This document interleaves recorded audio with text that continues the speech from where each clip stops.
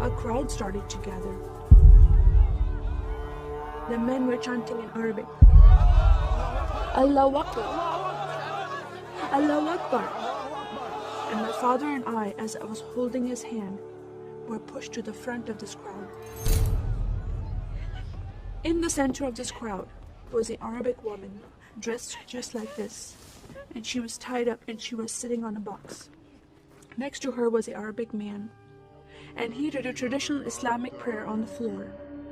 And he got up from the floor, and from his side he pulled out this very long golden sword, and he beheaded the woman. My legs are shaking and my heart is going fast. And my father said, if you don't listen to the teachings we're instilling in your life, this will happen to you one day.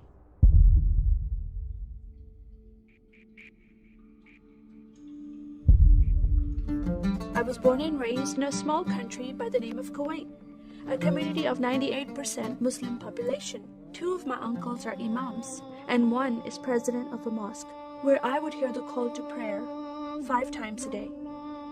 As a Muslim, the word Yahudi, which means Jew, was instilled in me as a bad word, as a cuss word. Yahudis should not exist. They should be killed, and I never thought to question why would I hate them. I never met Jewish people in my life. They never did anything to harm my family. I just hated them. Just the word brought hatred in my heart. It's very important to learn the Quran and the Hadith and even memorize it in Arabic. I even entered a competition where you recite a long chapter in front of Islamic leaders and teachers.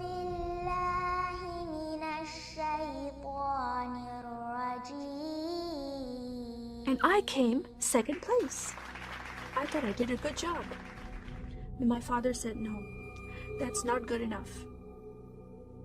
Most of my life for me, it was alone, by myself, broken person, in need of love from my family, but I never received it from them.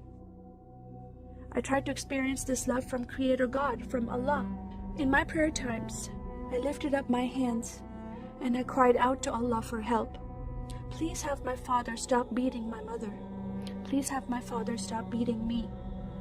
But no help came. God is not a personable God to Muslims. God doesn't say, I love you. Saddam Hussein forces came in the middle of the night and invaded the small country of Kuwait. And then they came to my city and they destroyed property and they looted people's home and they stole possessions and they killed the men and they raped the women. Then we were granted asylum status to stay in the US. My grandmother suddenly got very sick. She had a heart attack and she went to the hospital. And 2 days later, she passed away. I was devastated because I lost my best friend. And this lady approached me and asked me if I was okay. And I said, no, Paula, my grandmother died. And I just started to cry again. At that moment, I was hurting so much, only crying helped. And Paula came to me and put her arms around me and she gave me a hug. And then she asked me a question. Would you like to go to church with me? When I walked into this church, I experienced love from these people and acceptance from these people like I've never before. Fellowshipping together. They were men and women together. They didn't have to be separate. No one was judging each other. And they knew I was Muslim. They were so friendly to me themselves, accepting of me and loving of me. And that was really surprising to me. And for the first time in my life, I heard a message from the Bible. I started reading the message about Yeshua. When he walked into the synagogue, he was given a scroll from Prophet Isaiah, and he opened the scroll and he started reading that scripture. That the Spirit of the Sovereign Lord is upon me, because he has anointed me to preach the gospel to the poor. He has sent me to heal the broken heart and to proclaim liberty to the captive and freedom of sight to those who are bound, to proclaim the year of the Lord's favor. First time I heard these words of freedom and healing and liberty. I'm desperate to be freed from bondage. I was held captive in Islam and I wanted to be freed from that. I was blinded with so much hatred in my heart. The darkness broke from my eyes. The veil came off my heart.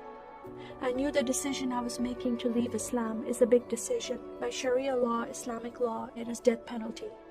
But I'm desperate to know a living God. In that day, I gave my life to becoming a follower of Jesus. This is the God of Israel, God of Abraham, Isaac, and Jacob. And the nation of Israel is God's heartbeat. And I said, God, forgive me. I did not know I hated your people. I love the Jewish people because it's their God, their Messiah that I'm following, and He told me to love them.